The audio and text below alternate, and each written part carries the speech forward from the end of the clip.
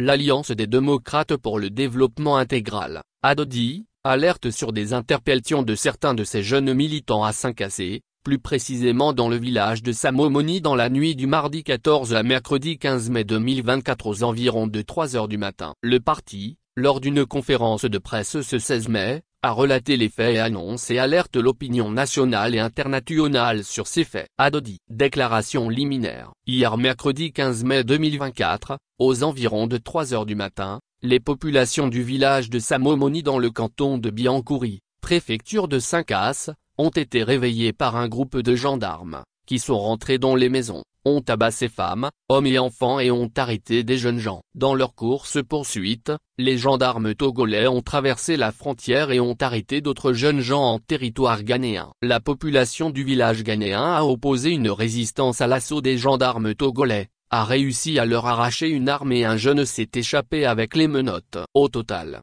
5 jeunes ont été arrêtés du côté togolais et 7 du côté ghanéen. L'arme et les menottes avaient été gardées chez le chef de Widana au Ghana. Le chef avait exigé la libération de ses sujets avant la restitution de l'arme et des menottes. Les gendarmes togolais avaient dû s'exécuter et les 7 jeunes ghanéens avaient été libérés contre remise des objets confisqués. Par contre nos 5 jeunes togolais du village de Samomoni, sont en garde à vue à la gendarmerie de Saint-Cassé. Il s'agit des nommés Malguinan et son fils Kabirou, Namon Al-Djoum, Bilbié Bonjal et Bilbilé. À l'heure actuelle le mobile de cette répression reste imprécise. Le préfet de Saint-Cassé aurait allégué que les gendarmes recherchaient des jeunes qui auraient cassé la pare-brise d'un véhicule de la gendarmerie le jour du vote à Samomoni. Pour le CB de Saint-Casse, ces jeunes sont arrêtés parce qu'ils auraient exercé de la violence sur les gendarmes et en auraient blessé un. Il se trouve que la résistance contre les gendarmes s'est organisée au Ghana et non dans le village de Samomoni où l'opération a commencé. Pour notre part, nous pensons qu'il s'agit d'une représaille contre les jeunes qui s'étaient opposés au bourrage des urnes, organisé par des assaillants en cagoule convoyés du Ghana dans un véhicule 4x4 noir banalisé,